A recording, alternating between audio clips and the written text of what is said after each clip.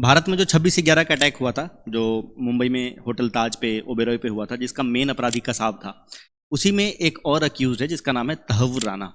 ये तहव्वुर राना तब से जाके अमेरिका में छुप के बैठा हुआ है और भारत की सरकार 2011 से प्रयास कर रही है कि इसको भारत में लाया जा सके। पर जब भी किसी एक देश का क्रिमिनल दूसरे देश में जाकर छुपता है तो उसको भारत लाना बड़ा हेक्टिक काम होता है, बहुत मुश्किल होता है, बहुत लंबा प्रोसेस होता है, इसमें बहुत सारे लीगैलिटीज इन्वॉल्व होते हैं, इसलिए टाइम लग जाता है।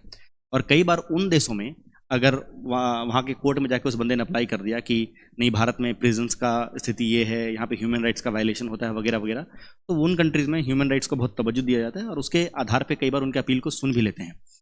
पर अब फाइनली जाके वहाँ के हायर कोर्ट ने इसके लास्ट अपील को डिनाई कर दिया और एक संभावना बन रहा है कि भारत उसको वापस से अमेरिका से इंडिया लेके आ सकता है। ये इसलिए पॉसिबल हो पाया क्योंकि इंडिया का अमेरिका के साथ एक एक्स्ट्राडिशन ट्रीटी साइन है। एक्स्ट्राडिशन ट्रीटी का मतलब होता है जब दो देशों के बीच में एक ऐसा समझौता होता है जहाँ पे पहला देश कहता है कि अगर हमारा देश का कोई फ्यूजिटिव यानी कि भागा हुआ क्रिमिनल या किसी प्रकार का टैक्स ऑफेंडर या जिस प्रकार का भी बंदा हो, आतंकवादी हो, चलेगा, मतलब हमारे देश का भागा हुआ क्रिमिनल अगर आपके देश में जाकर छुपा हुआ है तो आप उसे हमारे देश में हैंड ओवर कर दो, और हमारे देश में अगर आपके देश से कोई भाग के आया तो हम भी हैंड ओवर कर देंगे। अगर ऐसा समझौता होता है दो देशों के बीच में तो हम उसी को कहते हैं एक्स्ट्राडिशन ट्रीटी।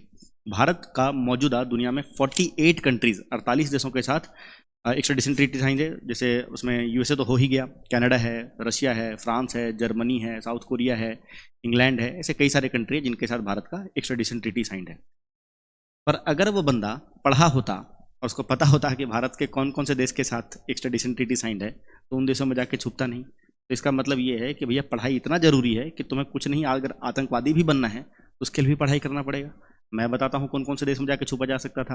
पाकिस्तान में, बांग्लादेश में, म्यांमार में, मालदीव्स में, अफगानिस्तान में, इन कंट्रीज़ के साथ इंडिया का एक्स्ट्राडिशन ट्रीटी साइन नहीं है और पड़ोसी देश हैं, तो भागने में आसानी होती है। ऊपर से और भी कंट्रीज़ हैं, जैसे कैरेबियन आइलैंड्स में बहुत सारे कंट्रीज़ हैं जिनके साथ भारत का एक्स्ट्राडिशन ट्रीटी साइन नहीं है। इसलिए भारत के ज़्यादातर जो टैक्स ऑफेंडर हैं या फ्यूजिटिव्स हैं, यानी कि जो भागे हुए हैं अपराधी हैं, वो इन्हीं कंट्रीज़ में जाके पनाह लेते हैं। पर ये चीज़ का निचोड़ एक निकलता है कि पढ़ाई करना तो बहुत ज़रूरी है, चाहे आतंकवादी ही क्यों ना बनना हो।